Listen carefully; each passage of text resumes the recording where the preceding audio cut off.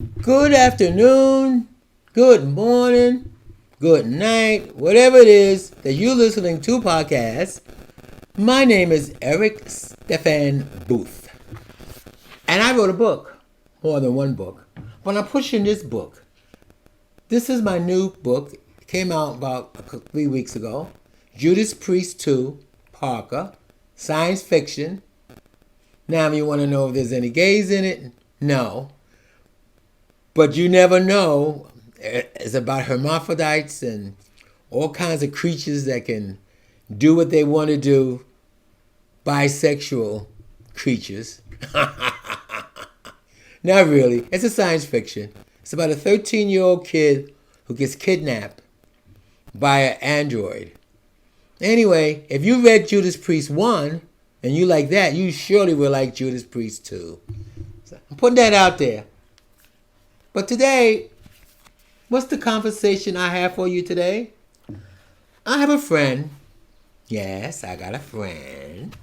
And we had a conversation about being that we both old. He's 4 and I'm 71. Loneliness. I mean, we were talking about getting into a relationship not to be alone, to have someone to grow old with. Well, I may have talked about this in other podcasts, but today I just feel like let's deep down into it, how I feel about loneliness. My name is Eric, and welcome to the craziness that lives inside my head. Taste the fruit.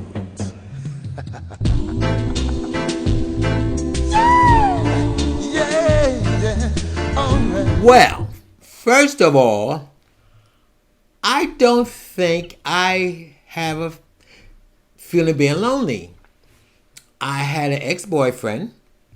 We broke up in when we broke up. We broke up in 1978. He kept up with my whereabouts, which I didn't know. Is that ghosting? That's what the kids call ghosting today? Because he knew I did a play. I did 2 plays. I had 2 plays produced back in the early 80s, and he knew about it.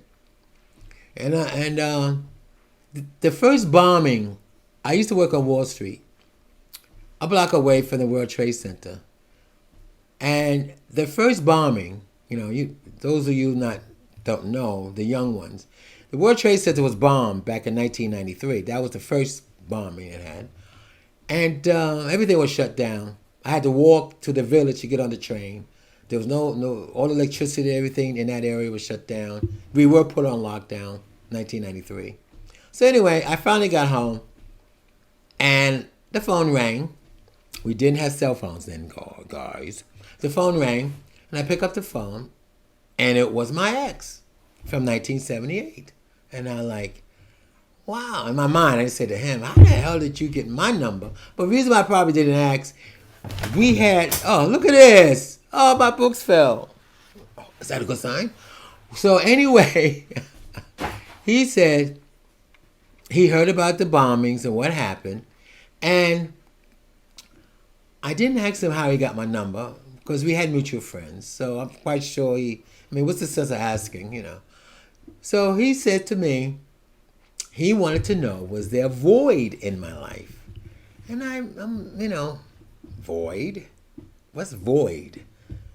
And I kind of think he was saying, if I'm not mistaken, I took it to mean loneliness. Was I lonely? And I said, no, there's no void in my life, which it wasn't. I told him I didn't have a boyfriend. I didn't have even a suitor or anybody. But I had a lot of friends. And I was doing my plays. I had also all the stuff I was doing. I was getting sober. So I was going to AA meetings, OA meetings, NA meetings. Who had time to be lonely if you're doing all that kind of stuff? So I told him I wasn't lonely.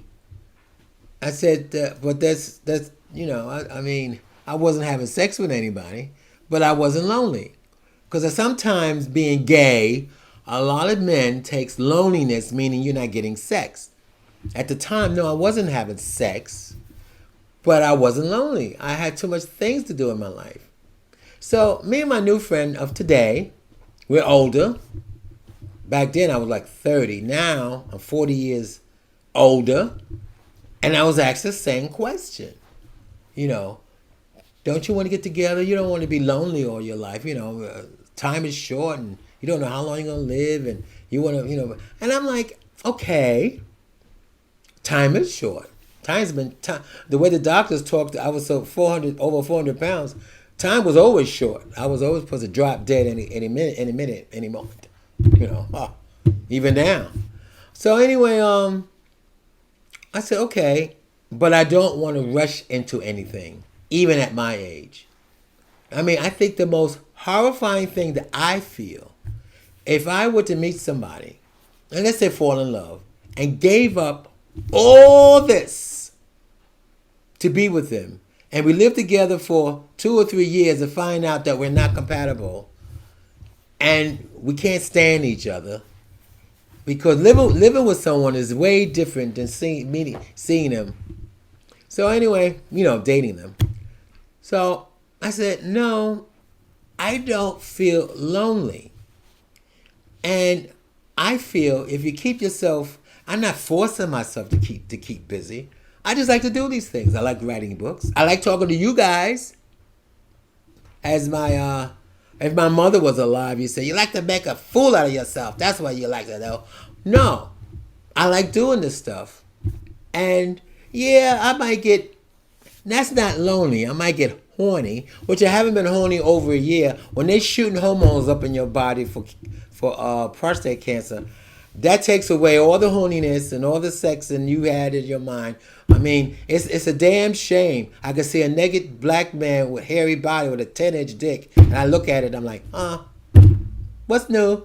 Nice, like that. I mean, no feelings, nothing, no tingling, because of the hormone treatments I'm on. But I digress. So I told a story to my friend because he doesn't want to be lonely. He don't like being lonely. He don't like being by himself. He want to be with somebody. Okay, fine. I'm with you.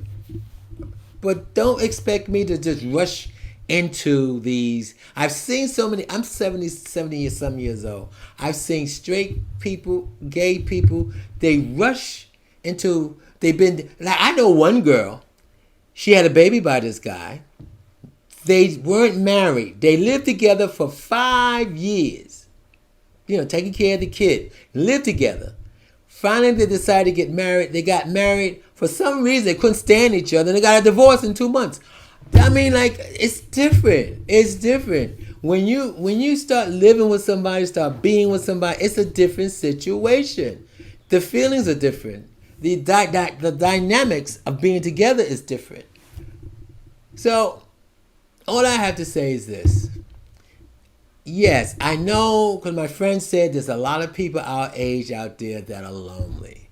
I have a sister-in-law. She's in her 80s. What is she doing? Okay, my nephew said, well, all her friends died. Well, I said, well, go out there and make new friends. Don't stay home. Yeah, but she don't want to do this, and she don't. Well, then that's her fault. If she's lonely, she ain't out there, participating in the world. That's her fault. I don't care how old you are. Have you guys Star Trek friends? Excuse my expression. Star Trek fans? Look at Captain Kirk. He's 91 years old. I think last year when he was 90, didn't Musk took him up into space and something. I mean, come on. You make yourself lonely. I know it's scary. I mean, like me. Look at me. Well, dude, look at me. Sometimes I go to Walmart. You should see me in Walmart. I don't dress like this in Walmart.